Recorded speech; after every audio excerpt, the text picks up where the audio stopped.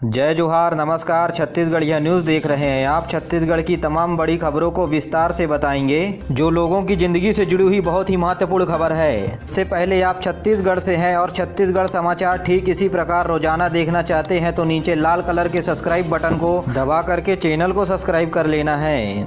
इससे पहले आज की कुछ प्रमुख सुर्खी। प्रदेश में नए 182 अस्पताल बनाए जाएंगे। कोरबा जिले में अब मंगलवार को दुकानें बंद नहीं रहेगी।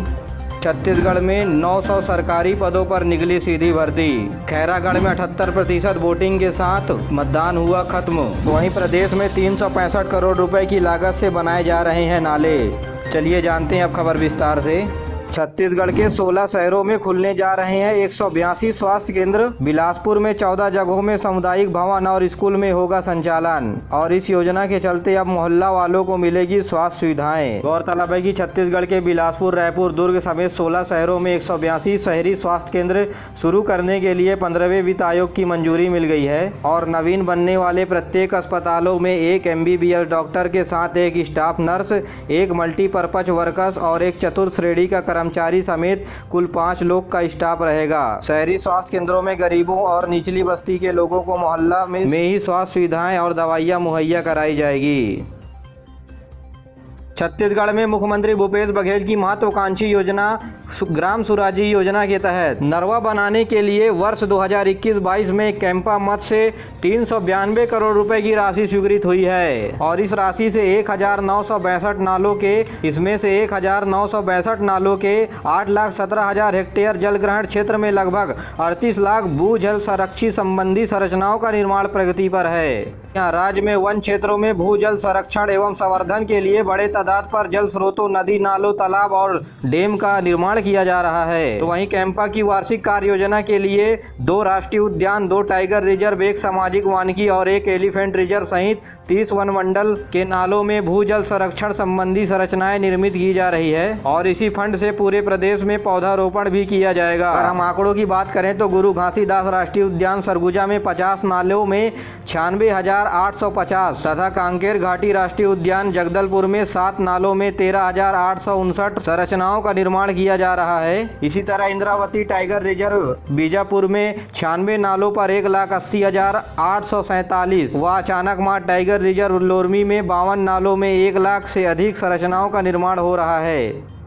इसी तरह हाथी क्षेत्र के लिए वन मंडल बिलासपुर में 50 नाले में 96,850 तो मरवाही के 128 नालों में 2,84,561, वहीं कोरबा के 83 नालों में 1,59,802 तथा कटघोरा के 50 नालों में 96,850 जल स्रोत को बढ़ाने वाली संरचनाओं का निर्माण किया जा रहा है। बड़ी संख्या पर छत्तीसगढ़ सरकार के द्वारा भूजल संरक्षण पर काम किया जा रहा है। आपको बता दें कि छत्तीसगढ़ सरकार ने 76% सिंचाई से कृषि करने का लक्ष्य रखा है, जिसे नरवा योजना के तहत आकार भी दिया जा रहा है।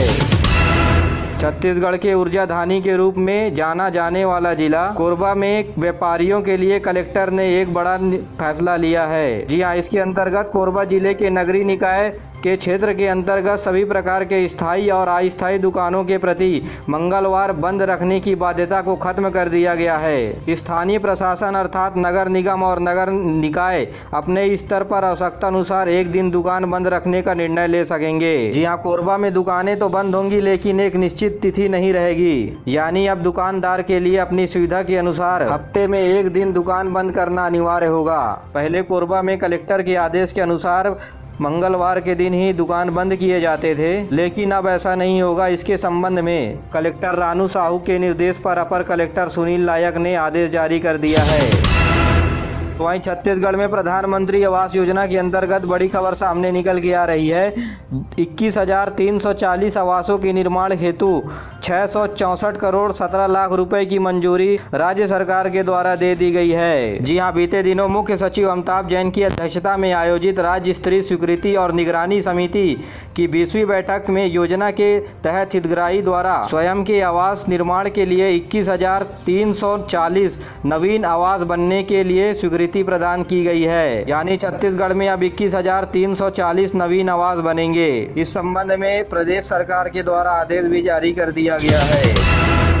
खैरागढ़ विधानसभा चुनाव के लिए आमतौर पर मतदान शांतिपूर्ण रहा। मतदान पूरा होने तक यहां 78% वोटिंग होने की खबर है, जो कि पिछले साल की अपेक्षा 7% कम हुआ है वोटिंग। अब 16 को होगा उम्मीदवारों के भाग्य का फैसला। नक्सल इलाके से भी बड़ी संख्या में लोग वोटिंग करने पहुंचे। इस बार पुरुषों की तुलना में महिला मतदाताओं की संख्या अधिक रही। खास बात यह है कि गर्मी के बावजूद भी मतदाताओं की लंबी कतार मतदान केंद्र के बाहर लगी रही, जहां मतदाताओं ने उत्साह भी दिखाया और विभिन्न पोलिंग बूथों में विकलांग और वृद्ध जन के लिए भी उचित व्यवस्था की गई थी। आपको बता दें कि छत्तीसगढ़ में वर्ष 2018 में हुए आम चुनाव के बाद यह चौथा उपचुनाव है। इस चुनाव में कांग्रेस की ओर से यशोदा वर्मा और भाजपा की ओर से कोमल जंगेल अधिकृत प्रत्याशी बताए जा रहे हैं। वहीं छत्तीसगढ़ जनता कांग्रेस के अमित सोनी भी मैदान में है। इनके अलावा 7 अन्य उम्मीदवार भी चुनाव में अपनी किस्मत आजमा रहे हैं। राष्ट्रीय पंचायत दिवस पर इस बार छत्तीसगढ़ को 12 नवीन पुरस्कार मिलेंगे। केंद्रीय पंचायत मंत्रालय के द्वारा आगामी 24 अप्रैल को पंचायत राज दिवस के अवसर पर आयोजित किए जाने वाले समारोह में ये खास पुरस्कार दिए जाएंगे। खास बात यह है कि इस बार छत्तीसगढ़ के 9 ग्राम पंचायतों को भी सम्मानित किया जाएगा। छत्तीसगढ़ व्यावसायिक परीक्षा मंडल ने स्नातक तक के विभिन्न पाठ्यक्रमों में परीक्षाओं के लिए संभावित तिथियां जारी कर दी है। अधिसूचना के अनुसार इस बार छत्तीसगढ़ के मूल निवासियों से किसी भी प्रकार का शुल्क नहीं लिया जाएगा। व्यावसायिक परीक्षा मंडल के द्वारा आगामी मई और जून में पॉलिटेक्निक, कृषि और स्वास्थ्य विभाग के लिए विभिन्न पाठ्यक्रमों के लिए परीक्षा ली जाएगी।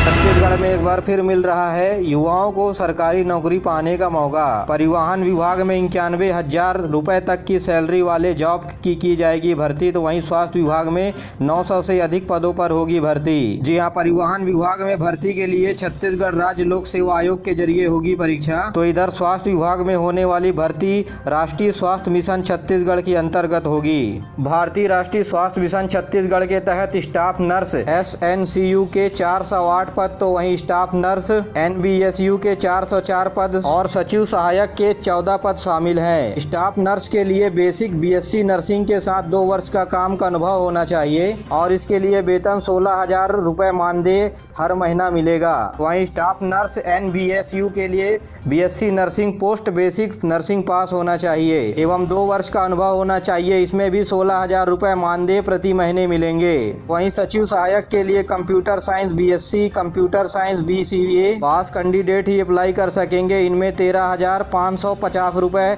मानदेय मिलेगा। इच्छुक उम्मीदवार www.cghealth.nic.in पर 12 अप्रैल से 26 अप्रैल के बीच आवेदन कर सकते हैं। तो वहीं छत्तीसगढ़ लोक सेवा आयोग के असिस्टेंट रीजनल ट्रांसपोर्टर ऑफिसर और ट्रांसपोर्टर सब इंस्पेक्टर टेक्नोलॉजी की भर्ती कर रहा है। इन पदों पर आवेदन की प्रक्रिया 15 अप्रैल 2022 से शुरू होगी और अंतिम तारीख 14 मई 2022 तक है। आवेदन के लिए छत्तीसगढ़ राज्य लोक सेवा आयोग की आधिकारिक वेबसाइट पर जाकर आवेदन 20 पदों के लिए करेंगे, यानी 20 पदों पर भर्ती होगी।